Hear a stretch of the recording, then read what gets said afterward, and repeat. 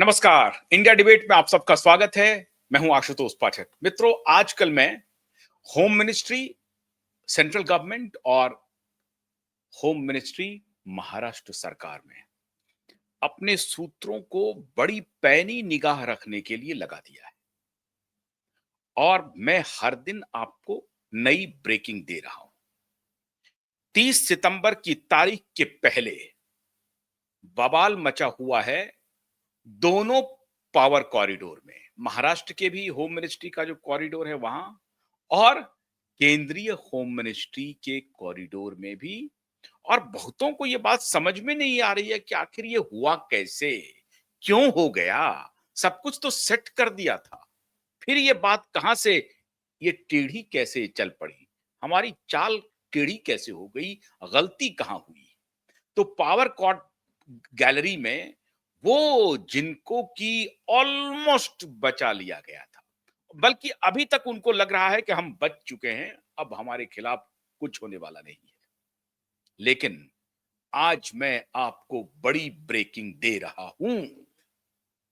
Breaking ये है कि जिस सरकार ने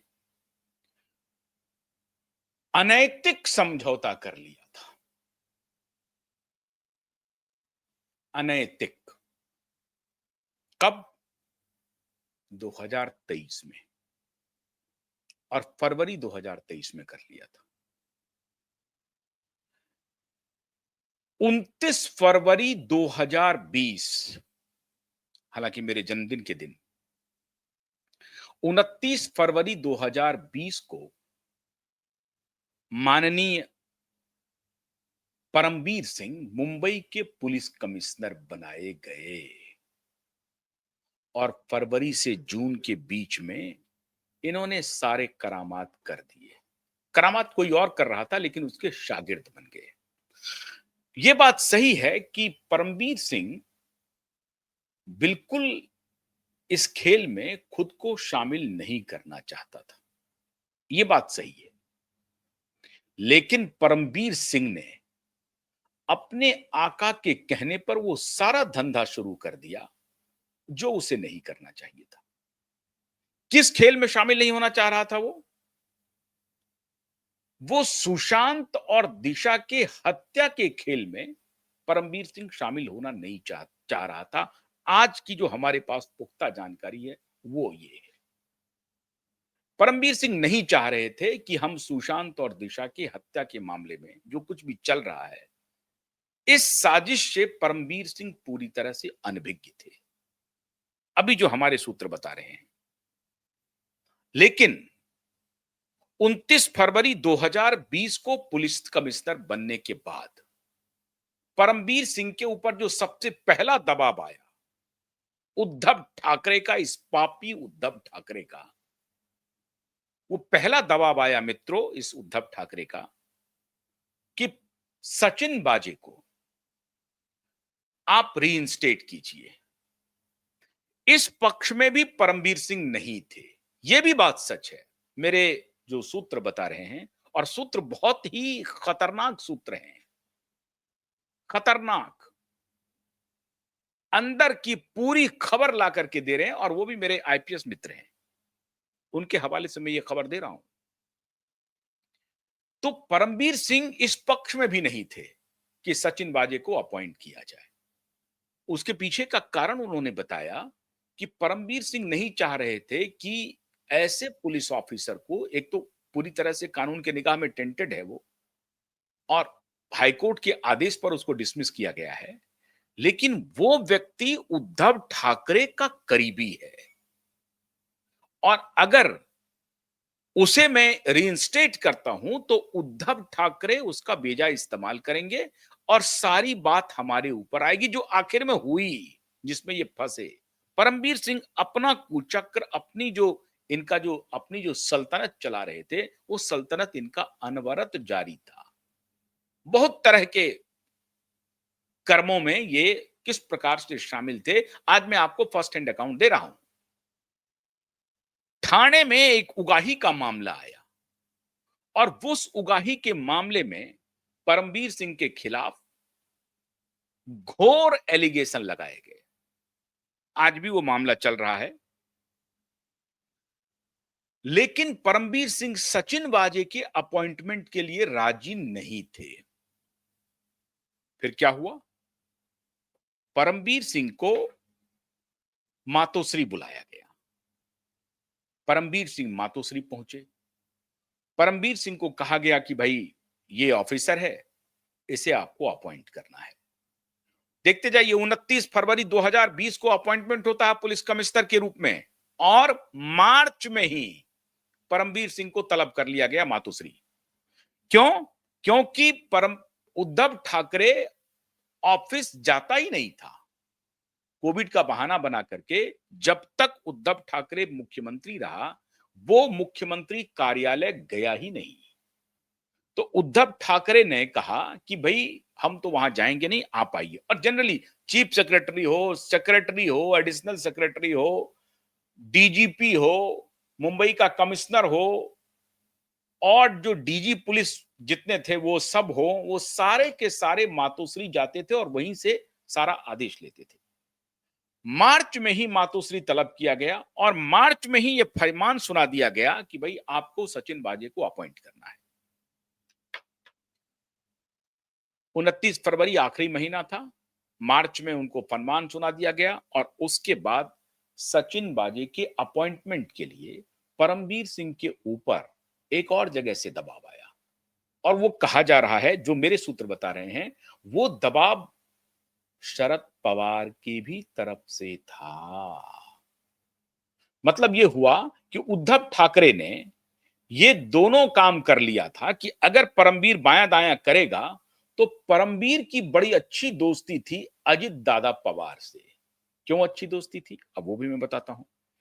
अजित दादा पवार को माननीय परमबीर सिंह ने, जब परमबीर सिंह एंटी करप्शन के मुखिया थे और अजित दादा पवार पर 77,000 करोड़ के इरिगेशन स्कैम का चार्ज लगा था, तो उसकी फाइल माननीय परमबीर सिंह के ही पास मौजूद थी, क्योंकि वो एंटी करप्शन के इंचार्ज थे पूरे महाराष्ट्र के। तो Parambir Singh as the head of the anti corruption वो पूरी फाइल को ऑडिट कर रहे थे, खंगाल रहे थे। और अजित दादा पवार ने परमबीर सिंह के साथ अच्छी दोस्ती गांठ ली और फिर कहा गया कि साहब इसमें आप हमें बरी करने का इंतजाम कीजिए, बाकी इंतजाम मैं करूंगा। अब उन्होंने क्या इंतजाम किया नहीं किया, जो मेरे सूत्र बता रहे हैं, जो उनसे जो मेरी पूरी बातचीत हुई उसके हवाले से मैं आपको बता रहा हूं। तो अजित दादा पवार ने परमबीर सिंह को कहा कि मुझे इस केस में किसी भी तरीके से तुम्हें बचाना है। अब कैसे बचाओगे, क्या तरीका हो सकता है, वो भाई तुम जानो। अब इस मुद्दे पर परमबीर सिंह को लगा कि अजित पवार के लिए कुछ करते हैं, और परमबीर सिंह ने 77,000 करोड़ के और भी जो अलग अलग और भी फाइल थे अजित दादा पवार के परमबीर सिंह के पास, उन सारे फाइलों को क्लीन चिट में तब्दील कर दिया परमबीर सिंह ने अजित दादा पवार की तरफ से। अब मुख्यमंत्री थे वो, आदेश दे रहे थे वो अपने पुलिस कमिश्नर को, उस आदेश की पालना करनी ही थी उनको। लेकिन इसमें उद्धव ठाकरे को लग रहा था कि अगर ये कमिश्नर बायां दायां करेगा, या हो सकता है अजित पवार के पास चले जाए या शरद पवार के पास चले जाए, और अजित पवार से इसकी दोस्ती बड़ी अच्छी है, ये उद्धव ठाकरे को मालूम था कि अजित पवार से इसकी दोस्ती, परमबीर की दोस्ती बहुत अच्छी है, और उसके पीछे दूसरा कार्ड खेला गया था, हरियाणवी कार्ड था उसमें, बहुत बड़ा हरियाणवी कार्ड था वो। एक कास्ट का कार्ड खेला गया था, उस कास्ट के कार्ड पे अजित दादा पवार के करीब पहुंचे थे माननीय परमबीर सिंह। बहुत अंदर की बात वो बता रहे थे, वो आईपीएस मित्र हमारे। और फिर अजित दादा पवार को परमबीर सिंह ने पूरी तरीके से क्लीन चिट दे दिया इरिगेशन में। अब उद्धव ठाकरे को लगा कि एक बार बात कर लेते हैं अजित पवार से, अगर सचिन वाजे के अपॉइंटमेंट पर इन्होंने आनाकानी की तो, अगर इन्होंने कोई अड़ंगा लगाया तो, हालांकि अड़ंगा लगाने की बात ही नहीं थी, तो अजित दादा पवार के भी तरफ से यह संदेशा आ गया कि भाई इसको अगर करना है तो कर लीजिए। यह मेरे सूत्र का कहना है। कि इनके तरफ से भी नो ऑब्जेक्शन चला गया। ठीक है साहब, एक मुख्यमंत्री हैं, एक शरद पवार की पार्टी के भतीजे हैं, ये हैं, वो हैं, बड़ा अच्छा चल रहा है। तूती बोल रही थी अजित दादा पवार की पूरे महाराष्ट्र में। उनके तरफ से भी संदेशा आ गया और अजित दादा पवार के ऊपर परमवीर सिंह का बड़ा एहसान था, क्योंकि एंटी करप्शन में उन्होंने क्लीन चिट दिया हुआ था। बहुत बड़ा एहसान था। तो अजित दादा पवार से भी अच्छे रिश्ते और सचिन बाजे को अपॉइंट करके अच्छे रिश्ते इन्होंने उद्धव ठाकरे से भी बना लिए। इनको लगा कि साहब अभी तो ये मुख्यमंत्री हैं, हमें अभी और ग्रो करना है। हो सकता है महाराष्ट्र के डीजीपी ही बन जाए, अभी तो मुंबई के पुलिस कमिश्नर बने हैं, महाराष्ट्र के डीजीपी भी बन सकते हैं। तो चलो मुख्यमंत्री से दोस्ती गांठ लेते हैं। और इन्होंने मुख्यमंत्री से दोस्ती बहुत गहरी कर ली और उनके आदेश की तामील करते हुए सचिन बाजे को अपॉइंट कर दिया। लेकिन मन में ये हमेशा ये लग रहा था कि सचिन बाजे हमारे लिए खतरा पैदा कर सकते हैं। तो सचिन बाजे के भी खिलाफ अपने कुछ चहेते पुलिस ऑफिसर को उनके पीछे लगा दिया कि सचिन बाजे क्या क्या कर रहा है, जरा ये देखो। अब ये जो एंटीलिया केस बाद में आता है, दिशा सुशांत का केस पहले आ जाता है। आप समझे बात को? दिशा सुशांत का केस पहले आ जाता है। स, इसके पहले ही सचिन बाजे पूरे मुंबई में जितने अवैध बार चल रहे थे, अवैध डांस एंड बार जो चल रहा था ठिकाना, हालांकि डांस और बार बंद कर दिए गए थे, लेकिन डांस बार को लोगों की निगाह से चुरा छिपा करके ये ड्रग कार्टेल वाले चलाते थे और ड्रग की पूरी उसमें सप्लाई चलती थी। और इसके अलावा जो नाइट आउट होता था, फार्म हाउसेस की पार्टियां होती थी, बड़े बड़े फिल्म स्टार और बड़े रसूखदार लोगों के बेटे बेटी, फिल्म स्टार, नेता, डेवलपर्स, इन सब का, ब्यूरोक्रेट्स, इन सब के जो बाल बच्चे जाते थे, उस पर अपनी निगाह रखने के लिए माननीय सचिन बाजे पूरी तरह से चाक चौबंद हो गए थे। और उन ठिकानों से जहां से कि ड्रग की सप्लाई चल रही है, जहां से कि नकली नोटों का कारोबार चल रहा है, उन सब की पूरी जिम्मेदारी माननीय सचिन बाजे पर थी। और सचिन बाजे को बनाया क्या गया? सचिन बाजे को बनाया गया कि क्राइम इन्वेस्टिगेशन टीम का मुखिया बना दिया गया पूरे महाराष्ट्र का। मतलब सचिन बाजे कहीं भी जा सकता है। और इसी बात से परमवीर सिंह को डर था। यह परमवीर सिंह नहीं चाहता था कि एक इंस्पेक्टर लेवल का ऑफिसर इतना पावरफुल हो जाए और उसकी पहुंच सीधे मुख्यमंत्री के पास हो। तो इसमें से एसीपी, डीसीपी, सीनियर डीसीपी, इन सबको bypass, commissioner, assistant commissioner, commissioner को बाईपास करते हुए, इतने रैंक को बाईपास करते हुए एक पुलिस इंस्पेक्टर रैंक का अधिकारी सीधी पहुंच रख रहा है मुख्यमंत्री से, ये किसी भी पुलिस कमिश्नर को गवारा नहीं होगा। तो सचिन बाजे के साथ परमवीर सिंह के रिश्ते अच्छे नहीं थे। इस बात की पुष्टि मेरे आईपीएस मित्र ने की कि सच्ची बात यह है कि सचिन बाजे और परमवीर सिंह के बीच में दोस्ताना संबंध नहीं था। ये दोनों एक दूसरे के दुश्मन थे, लेकिन ऊपर ऊपर से चूंकि एक ही महकमे में थे, ऊपर ऊपर से दोनों, वो भी उनको अपने मातहत मानते थे और ये भी उनको बॉस मानते थे। बॉस सिर्फ मानने के लिए मानते थे, करते थे वो सिर्फ आदेश का पालन, आदित्य ठाकरे का और उद्धव ठाकरे का। वो आप समझ लीजिए कि उस वक्त गृह मंत्री थे अनिल देशमुख। अनिल देशमुख तक को वो बाईपास करता था वो शख्स। अनिल देशमुख की भी ये हैसियत नहीं होती थी कि सचिन बाजे को कोई इंस्ट्रक्शन दे। तो सचिन बाजे की डायरेक्ट कनेक्शन थी आदित्य ठाकरे से और उद्धव ठाकरे से। सब कुछ बड़ा चोखा चल रहा था। अब परमवीर सिंह के नजर में दिशा और सुशांत के प्लानिंग की कुछ बात पता चलती है।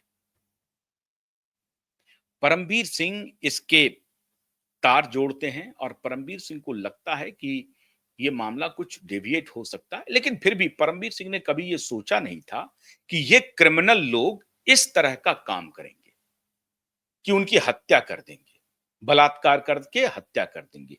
ये नहीं चाहता था परमवीर सिंह। सच्चाई ये है, ये उनके जो जो हमारे मित्र हैं और उनके भी सारे चीजों को वो जानते हैं, उनका कहना है कि परमवीर सिंह ये नहीं चाहता था कि दिशा और सुशांत की हत्या हो। हत्या के पक्ष में परमवीर सिंह नहीं थे। लेकिन परमवीर सिंह ने आगे क्या किया, ये सबसे बड़ा जो कल्पेबिलिटी है परमवीर सिंह की, वो कैसे सामने आ रही वो देखिए कि वर्दी पहन करके परमवीर सिंह ने वर्दी के लाज की धज्जियां उड़ा दी। वर्दी की लाज नहीं रखी। पहले नहीं चाहते थे परमवीर सिंह ऐसा काम, बिल्कुल इस हक में नहीं थे कि किसी की हत्या हो, और इसकी जानकारी परमवीर सिंह को पहले थी भी नहीं कि ये प्लानिंग हो रही है हत्या कर देने की, और इतना बड़ा स्टेप ये लोग ले रहा है। और इस आदित्य ठाकरे को, उद्धव ठाकरे के बेटे को पावर का इतना नशा चढ़ गया है, यह परमवीर सिंह को मालूम नहीं था कि मेरे ही बल पर, मेरे ही कांधे पर बंदूक रख करके आदित्य ठाकरे इतना बड़ा खेल कर रहा है, इसके बारे में परमवीर सिंह को जानकारी नहीं थी। और उधर उनका सीधा कनेक्शन था किससे, किसके साथ? सीधा कनेक्शन था सचिन वाजे के साथ। तो सचिन वाजे को आगे रख करके यह सारा खेल खेला जा रहा था। अब घटना घट गई, उसके बाद जो कुछ भी हुआ आप सबको मालूम है। परमवीर सिंह ने पूरी तरह से बचाने का काम किया उद्धव ठाकरे को, आदित्य ठाकरे को, और एंटीलिया केस में अनिल देशमुख के खिलाफ मोर्चा खोल दिया और सचिन वाजे को एंटीलिया केस में गिरफ्तार किया और मनसुख हिरेन के मर्डर के मामले में सीबीआई ने गिरफ्तार किया। और इस बीच में ये जो ठाणे का, इस बीच में जब इनकी दोस्ती टूट गई, जब ये इस हक में नहीं थे परमवीर सिंह की इतना बड़ा कांड कर दिए हो और तुम हमको फंसा रहे हो, मतलब बाप बेटा ये चाहता था कि परमवीर फंस जाए, हम निकल जाए, ये मामला पुलिस का मामला हो, लॉ एंड ऑर्डर का मामला हो, हमारा उसमें कोई दिलचस्पी नहीं हो। अब देखिए कहानी कैसे टर्न लेती है।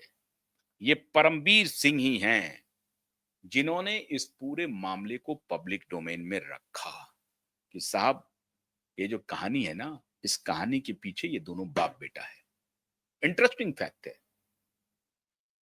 बहुत ही इंटरेस्टिंग फैक्ट है, क्योंकि परमवीर सिंह को लग गया था कि इसकी अगर इंक्वायरी होगी और जांच अगर ठीक से होगी तो पहली आंच मेरे ऊपर गिरेगी, क्योंकि मैं पुलिस कमिश्नर हूं। तो पहले से उन्होंने इस बात को लीक किया कि ये जो सही बात है उसको पब्लिक डोमेन में डाल दिया और खुद को पहले बचाया बाप बेटे से। और बाप बेटे को यह बात पता चल गई कि ये सारी बात परमवीर सिंह की तरफ से जा रही है मीडिया में, कि असली किंगपिन कौन है। बड़ा खेल बहुत इंटरेस्टिंग है सर, बहुत इंटरेस्टिंग। जो मेरे आईपीएस मित्र ने बताया, बहुत ही इंटरेस्टिंग बात बताई। कहा कि परमवीर सिंह जब तक था वहां पे, परमवीर सिंह को लग रहा था कि ये बाप बेटा मुझे फंसा देगा इस मामले में, तो उन्होंने ही, जब ये मीडिया में ब्रीफिंग शुरू हुई तो परमवीर सिंह दूर दूर था, परमवीर सिंह सामने में दिखाने के लिए गिरफ्तारी भी कर रहा था, फिल्म स्टार को पकड़ रहा था, ड्रग और ये वो सारी कहानी कर रहा था, जब तक नारकोटिक्स नहीं आया था। नारकोटिक्स जब आया तो नारकोटिक्स ने पकड़ लिया, लेकिन परमवीर सिंह थोड़ा बहुत बहाना बना करके इस पुलिस ऑफिसर के खिलाफ, ये फोन कॉल कहां गया, ये कहां गया, वो कहां गया, थोड़ा बहुत कर रहा था। लेकिन बाद में जो ब्रीफ किया गया है मीडिया को, मेरे मित्रों, मीडिया को मित्रों ब्रीफ किया गया है, कहा जा रहा है परमवीर सिंह के सौजन्य से कि दिशा और सुशांत की हत्या में ये बाप बेटे कैसे शामिल हैं। और उसके बाद जब सरकार बदली 2022 में, तो 2023 में माननीय परमवीर सिंह ने सारी बात जाकर के वर्तमान सरकार को बता दी, 22 में ही बता दी कि साहब ये सब मामला है। और इन्हीं के कहने पर क्यूबाइब तो बाद में आया 23 में, 22 की मैं बात बता रहा हूं आप। उस वक्त क्यूबाइब कोविड की लड़ाई लड़ रहा था। क्यूबाइब के जिम्मे सुशांत और दिशा का मामला तो था 20 से, लेकिन इसका सारा आकलन करते करते करते करते कोविड के बाद हम इसमें इंटर हुए। लेकिन 2022 में जैसे ही सरकार बदली, जुलाई 2022 में, पहली फुर्सत में परमवीर ने वो सारी कहानी सरकार को बता दी कि साहब ये मामला है। तो बोला अब क्या तरीका है? तो बोला कुछ नहीं, तरीका ये है आप एसआईटी की घोषणा कर दीजिए। एसआईटी की घोषणा हो गई। एसआईटी की घोषणा हो गई, लेकिन एसआईटी गठित नहीं हुआ। और उसके बाद ये नई सरकार से नजदीकियां बना ली। पहली नजदीकियां किनसे थी 2020 में? उद्धव ठाकरे से। लेकिन जून 2020 के बाद उद्धव के साथ, आदित्य के साथ इनके रिश्ते खराब होने लगे, क्योंकि ये मामला प्रकाश में आने लगा और उद्धव ठाकरे, आदित्य ठाकरे दिशा सुशांत की हत्या के लिए पूरी तरह से जिम्मेदार होने लगे मीडिया में, और चारों तरफ ये चर्चा चलने लगी। और इन दोनों बाप बेटे को लगा कि ये और कोई नहीं, परमबीर सिंह ही ये ब्रीफ कर रहे हैं। और फिर यहां से उन दोनों के रिश्ते खराब हुए, और 21 में तो ये स्थिति आ गई कि इनको मुंबई से भागना पड़ा। इनके खिलाफ बाप बेटों ने इतनी केस की धाराएं लगा दी, वसूली की, कि परमबीर सिंह को मुंबई से फरार होना पड़ा। जैसे तैसे सुप्रीम कोर्ट से ये बच करके आए जनाब, और फिर 22 में सत्ता बदलते ही इन्होंने पाला बदला और सारी बात बता दी। अब बड़ा खेल हुआ 2023 में। इन्होंने उसके बदले सरकार को कहा कि साहब मेरे पास जितनी सूचनाएं हैं वो मैं आपको दे देता हूं, लेकिन ध्यान रखिए मुझे इसमें मत फंसाइए, क्योंकि मैं उस वक्त पुलिस कमिश्नर था, और ये बात अगर खुलेगी तो मैंने इस केस को दबाने की तो कोशिश की है। क्यों? क्योंकि मेरा फंसना हो रहा है इसमें। अगर मैं न फंसूं तो मैं सारी बात बता देता हूं। समझ गए बात को? और उस वक्त भारतीय जनता पार्टी की सरकार थी। 23 में गृह मंत्री थे देवेंद्र फडणवीस साहब। देवेंद्र फडणवीस के साथ इनकी बड़ी लंबी बैठक होती है, और उस बैठक में इन्होंने अपनी सारी बात बताई। याद कीजिए, ये मई 2023 का मामला है। सितंबर में क्यूबाइब की एंट्री होती है जनता की अदालत के साथ, और मई 2023 में परमबीर सिंह की भारतीय जनता पार्टी की जो सरकार है एकनाथ शिंदे के साथ, जिसमें एकनाथ शिंदे मुख्यमंत्री हैं और होम मिनिस्टर देवेंद्र फडणवीस हैं। देवेंद्र फडणवीस के साथ भी मुलाकात होती है और चीफ मिनिस्टर के भी साथ मुलाकात होती है। दोनों के साथ मुलाकात में इन्होंने सारी बात अंदर इन क्लोज रूम सारी बात इन्होंने बता दी, मुख्यमंत्री को भी और गृह मंत्री को भी, कि साहब ये कहानी है। अब जब ये कहानी पता चली देवेंद्र फडणवीस को और इनको, तो बोला अच्छा ठीक है। इन्होंने इसके बदले में क्या मांगा सरकार से? बोला साहब मेरे खिलाफ जो जितने मुकदमे हैं उन सारे मुकदमों को आप कृपा करके वापस कर लीजिए। और 2023 में ही परमबीर सिंह के खिलाफ जितने मुकदमे थे महाराष्ट्र में, सारे मुकदमे को सरकार ने वापस ले लिया। किसी और ने वापस नहीं लिया, अदालत के कहने पे वापस नहीं हुआ। और आपको हैरानी होगी कि परमबीर सिंह ने सुप्रीम कोर्ट में अर्जी लगाई कि मेरे खिलाफ जो मुकदमे की सुनवाई महाराष्ट्र में हो रही है वहां मेरे खिलाफ फेयर ट्रायल नहीं होगा, इसलिए माननीय सुप्रीम कोर्ट से मैं अनुरोध करता हूं कि उस सारे ट्रायल को किसी दूसरे स्टेट में ट्रांसफर कर दिया जाए। यह अर्जी है परमबीर सिंह की। समझ रहे हैं बात को? एक पूर्व पुलिस कमिश्नर अपने स्टेट के न्याय व्यवस्था पर, अपने स्टेट के पुलिस पर, जिसमें उन्होंने पूरा जीवन सेवा दिया, 30 वर्ष से अधिक की सेवा दी, और सीधा आईपीएस से लेकर के सीधा मतलब इंडियन पुलिस सर्विस का जो फर्स्ट पोस्टिंग होता है एसपी, एसएसपी या एएसपी, वहां से होकर के ये कमिश्नर बन करके, जो डीजी का रैंक होता है, मुंबई का पुलिस कमिश्नर ऑलमोस्ट डीजी का रैंक होता है, माने वन ऑफ द डीजी होते हैं। एक तो डीजीपी हुआ, डीजी और डीजीपी का रैंक लगभग सेम होता है सीनियरिटी के हिसाब से, लेकिन उसी में से किसी को डीजीपी बना दिया जाता है। लेकिन ना सैलरी में ना इसमें कोई डिफरेंस कई बार नहीं भी होता है, उसको कुछ पर्क्स वर्क्स कुछ मिल जाते हैं, वो अलग बात है। लेकिन डीजी लेवल का ऑफिसर बना, ये ऑफिसर उसी पुलिस के खिलाफ अविश्वास जाहिर कर रहा है और वहां की न्याय व्यवस्था पर अविश्वास जाहिर कर रहा है। अदालत के ऊपर अविश्वास जाहिर कर रहा है। एक पुलिस कमिश्नर सुप्रीम कोर्ट में अर्जी दे रहा है कि मेरे खिलाफ फेयर ट्रायल महाराष्ट्र में नहीं हो सकता है। This is how our judicial system and policing going on. तो 2023 में साठगांठ किया उस वक्त की शिंदे सरकार के साथ, जिसमें देवेंद्र फडणवीस खुद गृह मंत्री थे, और इस जिम्मेदारी से देवेंद्र फडणवीस भी नहीं बच सकते हैं। साठगांठ किया, साठगांठ करने के बाद सारे केस वापस हो गए, वापस हो गए। चलिए, अब ये भी शांत, वो भी शांत, बेटा भी शांत, वो भी शांत, और इनका बहुत बढ़िया सब कुछ चल रहा था, सारा कुछ बहुत बढ़िया चल रहा था। भाई सारे केस वापस हो गए, ये वापस आ गए, इनको एक बार इंस्टेट भी किया, फिर रिटायर हो गए, और रिटायरमेंट के बाद लीलावती हॉस्पिटल के साहब एग्जीक्यूटिव डायरेक्टर बन गए, फिर लाखों के पैकेज, करोड़ों के पैकेज पे चले गए, बैठे बिठाए पैसे आ रहे हैं, पेंशन वेंशन सब मिल रहे हैं, इतने दिनों का पेंशन की क्या साहब, तौबा कीजिए, मेरे मुंह से निकल गई बात कि परमवीर सिंह पेंशन, परमवीर सिंह और पेंशन कैसी बात करते हैं। मुझे बहुत दुख हो रहा है, मेरे से ये गलती हो गई, मैं हाथ जोड़ करके माफी मांगता हूं कि परमवीर सिंह और पेंशन अच्छा नहीं लगता है, लगता नहीं है अच्छा, तो मैंने वापस ले लिया। तो परमवीर सिंह, करोड़ों के परमवीर सिंह एक बार एग्जीक्यूटिव डायरेक्टर बन जाते हैं साहब। सब कुछ शांत चल रहा था। सितंबर 15 और 16 2023 को क्यूवाइब और supreme court high court litigant association की एंट्री होती है इस पूरे मामले में, और पहला जनता की अदालत लगती है दिल्ली में। वीडियो दिखाइए उनका अगर आपके पास है। और जनता की अदालत लगती है दिल्ली में, और उसके बाद ये मामला पकड़ता है तूल, और फिर तब से लेके आज तक अनवरत विदाउट फेल हर दिन आपके लिए नई बात लेके आ रहा हूं।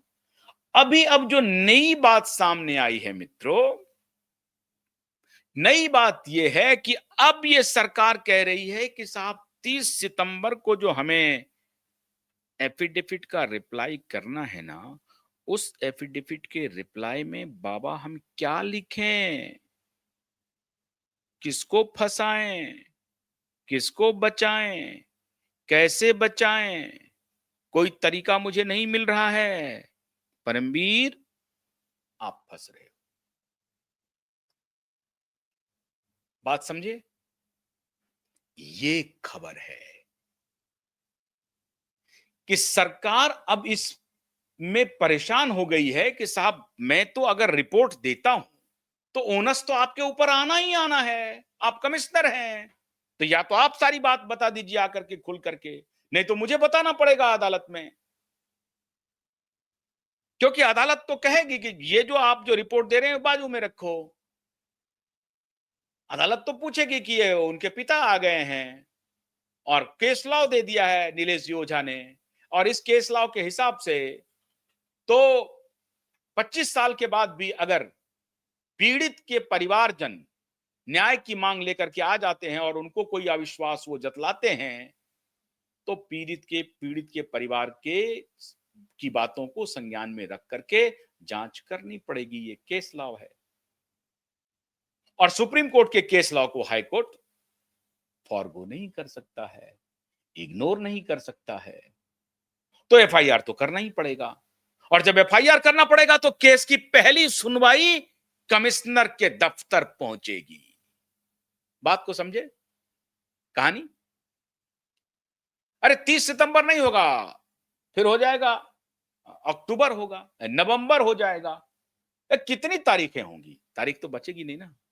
तो अभी जो पावर गैलरी में जो कोहराम मचा हुआ है मित्रों, दिल्ली से लेकर महाराष्ट्र तक, और एकदम विश्वस्त सूत्रों के हवाले से ये मैं आपको बता रहा हूं, वे एकदम विश्वस्त कोहराम मचा हुआ है कि ये क्या बवाल खड़ा हो गया है। सब कुछ तो ठीक हो गया था, सब कुछ तो सेट हो गया था, महाराष्ट्र सरकार ने हमारे खिलाफ जितने केसेस थे सब वापस ले लिए थे। अब मैं क्या करूं? मैं पहले ही दोनों बाप बेटे को बोलता था कि इतना घटिया काम मत करो, जो करना है करो, बीच बचाव करके करो, तुम हत्या क्यों करवा रहे हो, मैं पहले ही बोलता था। उन्होंने अब वो कर दिया, वो तो भुगतेंगे ही, लेकिन मैं कहां से भुगतूं, अब क्या करूं? सेट करके आ जाता हूं, सेटिंग हो जाती है, सेटिंग बिगड़ जाती है। तो अब ये सुनने में आया है कि सरकार ने परमबीर को तलब किया है और पूछा है अंदर खाने कि भाई ये बताइए कि ये तो मुझे देना पड़ेगा रिप्लाई, और तुम जो सारा ये मैनेजमेंट कर रहे हो इसमें कुछ नहीं जमेगा। इसका क्या काट है, इस केस लॉ का क्या काट है? परमबीर ने हाथ खड़ा कर दिया। परमबीर ने कहा कि साहब मैं इसमें कुछ कर नहीं सकता हूं, वो तो मुश्किल है, कुछ कीजिए हुजूर। बोला कुछ क्या करेंगे, ज्यादा से ज्यादा अब तो मैं जुलाई अगस्त सितंबर तक तो खींच लिया, और मैं कितना खींचूंगा, और अगर ज्यादा खींचा जाएगा तो वो लोग इतने हैं कि वो जज के खिलाफ एक पिटीशन डाल देंगे, सुप्रीम कोर्ट में आ जाएंगे। वो लोग तो कफन बांध लिए हैं, सर पे कफन बांधे हुए हैं, तो उन लोगों को हम डरा भी नहीं सकते, धमका भी नहीं सकते, खरीद नहीं सकते, कुछ नहीं कर सकते। तो रास्ता बताओ। बोला रास्ता कुछ नहीं है, इंतजार कीजिए। तो बड़ी बड़ी अकुलाहट चल रही है माननीय परमवीर के दिल में, और इसीलिए परमवीर सिंह बार बार रिया चक्रवर्ती के पास दौड़ रहा है, बार बार। ये भैया देखो, हम तो किसी तरीके से इसमें कोशिश करेंगे बचने की, तुम नहीं बच पाओगी, तुम अपने बचने का कुछ इंतजाम करो, लगाओ प्रधानमंत्री तक पैरवी, लगाओ गृह मंत्री तक पैरवी, बोलो अपने बिलियनायर यार को कुछ करो, पैसे का पैकेट पहुंचाओ, कुछ करवाओ, कुछ भी करो, जल्दी करो, आनंद फानन में करो। मैं तो खैर किसी तरीके से कह दूंगा कि साहब ये कर रहे थे, मेरी कोई गलती थी, मेरे मेरे संज्ञान में नहीं था मामला, इनकी जांच की जाए, ये फाइल आई थी। हम कब तक झूठ बोलेंगे कि वो सुसाइड नहीं है? तो जिन्होंने जांच की उस पुलिस ऑफिसर को पकड़िए साहब। हम तो फिर भी बच जाने की कोशिश करेंगे, बचेंगे नहीं, लेकिन बच जाने की पूरी कोशिश करेंगे, लेकिन तुम लोग नहीं बच पाओगे।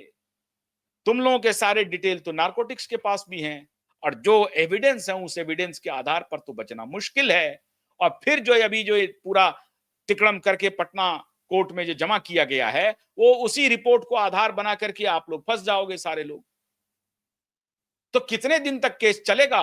और अभी भी ये रिट डाला जा रहा है कि ये जो इस व्यक्ति ने, ये देखिए कितनी इंटरेस्टिंग बात हुई है, ये चर्चा निकल के आई कि भाई ये आदमी बार बार गलती कर रहा है, ये कंटेम्प्ट ऑफ कोर्ट कर चुका है अपने ही एफिडेविट में। आदित्य ठाकरे ने लास्ट जो एफिडेविट दिया है मुंबई हाई कोर्ट में, उसमें इस बात का जिक्र नहीं किया है कि वो मेंबर ऑफ लेजिस्लेटिव असेंबली है, एमएलए है।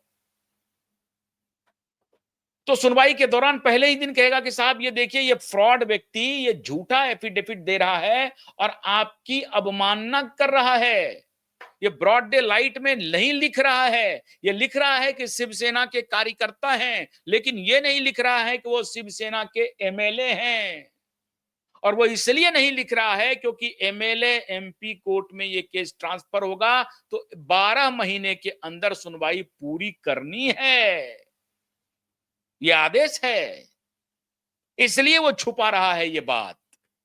अब आप समझे, अगर तुमने कुछ किया ही नहीं, तुम अपराध में हो ही नहीं, ये सारी बात झूठ है, क्यों भाई रोज बैठ करके खाली खाली झूठ बात बोलती है, तुम्हारी बात को मान लेते, क्यों भाई रोज बैठ करके झूठी बातें फैलाती है? आपकी बात मैं कह रहा हूं। तो मैंने तो आपको नहीं कहा था कि एफिडेविट में आप ये मत लिखिए कि आप एमएलए हैं, एमएलए नहीं है। मैंने कहा था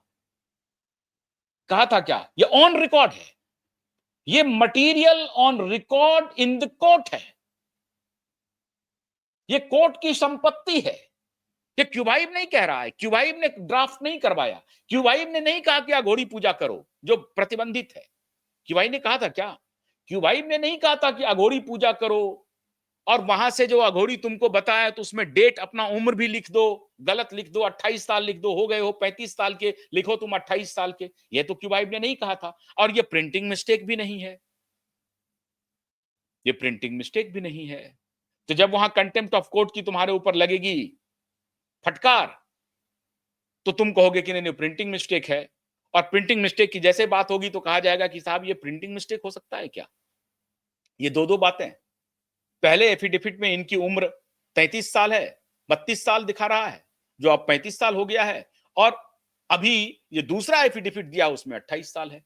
ये प्रिंटिंग मिस्टेक है, या तो ये प्रिंटिंग मिस्टेक है या वो प्रिंटिंग मिस्टेक है। और दो बार अगर ये प्रिंटिंग मिस्टेक कर रहा है और ये कोर्ट के संज्ञान में प्रिंटिंग मिस्टेक कर रहा है, एज को लेकर के ही प्रिंटिंग मिस्टेक कर रहा है। इसीलिए मैं कहता हूं उन पत्रकारों से, बड़े बड़े पत्रकारों से, उन संगठनों से, इसीलिए मैं कहता हूं कि अगर थोड़ी देर के लिए आप मान लीजिए कि क्यूबाई झूठी बात कह रहा है, और वो बिलियनर फ्रेंड से मैं बोल रहा हूं, बिलियनर फ्रेंड जो फैला रहे हैं कि रिया चक्रवर्ती कितनी अच्छी है, भोली है, तो मैं उनसे बस यही कहना चाहता हूं कि माननीय रिया चक्रवर्ती जी, अपने बिलियनर फ्रेंड से बोलिए जो पूरी दुनिया में जाकर के बताते रहते हैं कि रिया चक्रवर्ती कितनी भोली है, गलत है, तो उनसे पूछिए कि ये आदित्य ठाकरे ने अपने एफिडेविट में अपना एज झूठ क्यों बोला। दो एफिडेविट में दो एज बता रहा है, और दूसरा कि ये क्यों बोल रहा है कि आदित्य ठाकरे क्यों बोल रहा है कि हम एमएलए नहीं है, ये जरा पूछिए। अब इन्हीं सारी बातों को लेकर के मित्रों परमवीर सिंह रिया चक्रवर्ती को कह रहा है कि ये लोग, इन लोगों ने फंसा दिया है और बचने का कोई रास्ता नहीं है। 30 सितंबर को जिस सरकार ने हमें बचाया है, वही सरकार हमारे खिलाफ अदालत में सबूत देगी, देना पड़ेगा, कोई चारा नहीं है। तो जिसने बचाया 2023 में, 2025 में वही अदालत में सबूत पेश करेगा। अंदर की खबर आपके साथ मैंने शेयर किया। न दैन्यम न पलायन, भागने की जरूरत नहीं है, अड़े रहिए, सत्य जीतेगा। बहुत बहुत शुक्रिया, नमस्कार।